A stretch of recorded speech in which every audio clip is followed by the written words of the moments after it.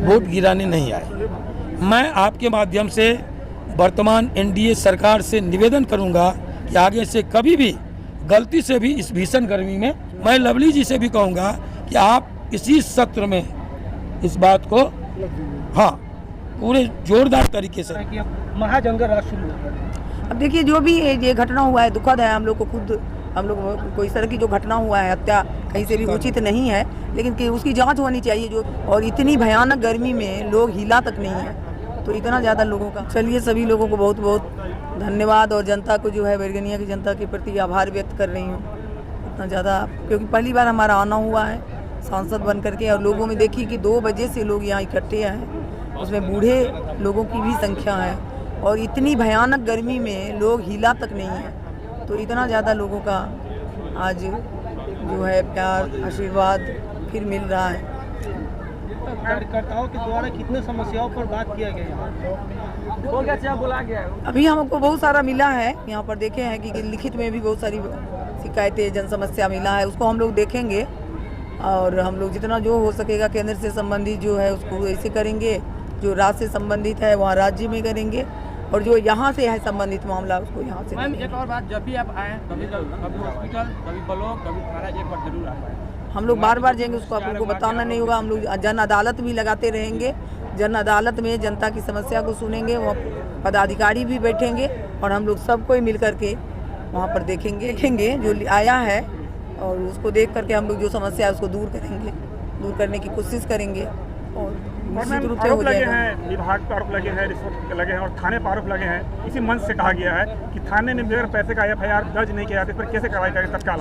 तो हम तो कह दिए हैं कि इस तरह से अगर कर रहा है तो घूस लेने वाले का खैर नहीं है, भ्रष्टाचारियों का खैर नहीं है।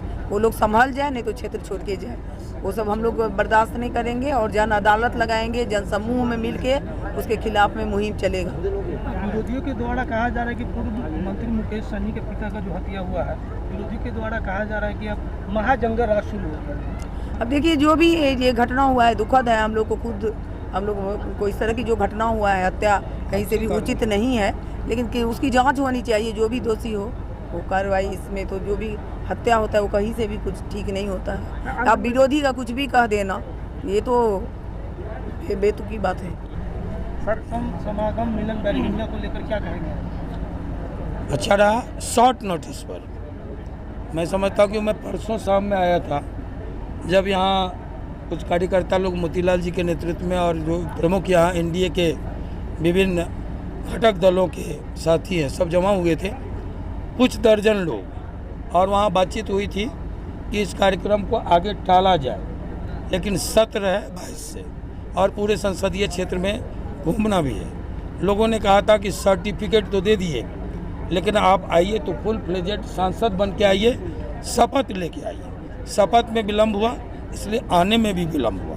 लवली जी के आने में विलम्ब हुआ, मैं तो आता जाता ही रहा लगातार। आज ये मात्र 2 दिन में इतना बड़ा प्रोग्राम होना, और ये 2 बजे से लेके आज अभी कितना बज रहा है, 7:15। तो इतने लंबे अंतराल तक डटे रहना, ये इस भीषण गर्मी में, ये अपने आप में मायने रखता है, अपने आप में एक आश्चर्य है।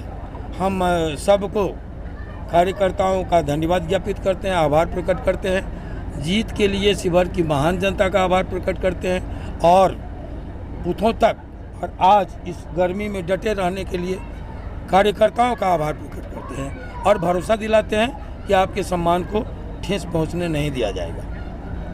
अंतिम सवाल, चुनाव के समय जब विरोधी के जैसे ही अगर जीतेंगे तो कहीं दिखाई नहीं देंगे, लेकिन शिवहर लोकसभा के क्षेत्र के लोग कहीं घटना में फंसे हैं, वहाँ आप तुरंत चले गए हैं।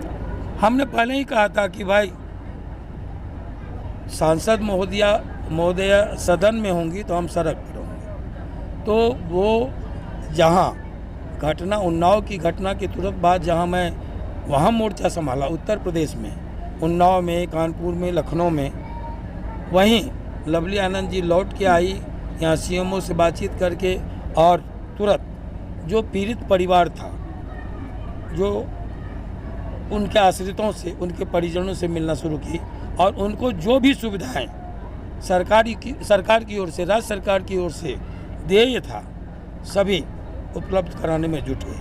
तो ये तो हमारा चुनावी वादा था कि हम दोनों लगेंगे और शिवहर की महान जनता जो हर एक मुसीबत में हमारे परिवार को साथ दिया है।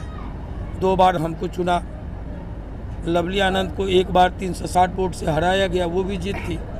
मैं 1 बार 917 वोट से हराया गया, वो भी मेरी जीत थी, आप सब जानते हैं। उसके बाद आज कल चेतन आनंद को शिवहर ने जिताया, आज शिवहर संसदीय क्षेत्र से लवली आनंद जीती है। तो ये जो एहसान है, हम एहसान फरामोश नहीं हैं, हम ऋणी हैं शिवहर की महान जनता का, और हर संभव हमारी कोशिश होगी कि जान दे करके भी इस ऋण को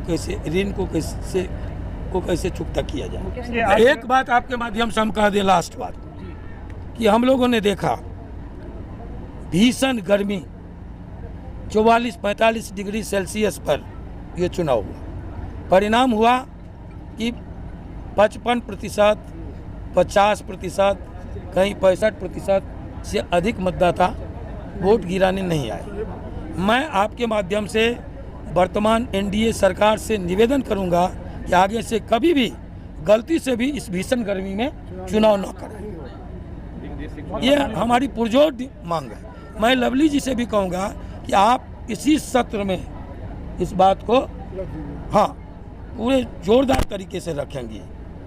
इसका यह कार्यक्रम मात्र 2 दिन पूर्व की सूचना के आधार पर हुई है, और यह कार्यक्रम था मैडम जो हमारे नवनिर्वाचित सांसद है श्रीमती लवली आनंद जी, उनके द्वारा लोगों कार्यकर्ताओं को धन्यवाद और आभार प्रकट करने का, और यही करने आज वो आई थी।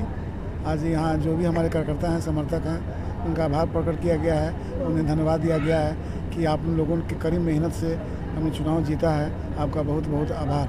इसी समारोह में हम लोग सब लोग आए थे और ये आज कार्यक्रम संपन्न हुआ।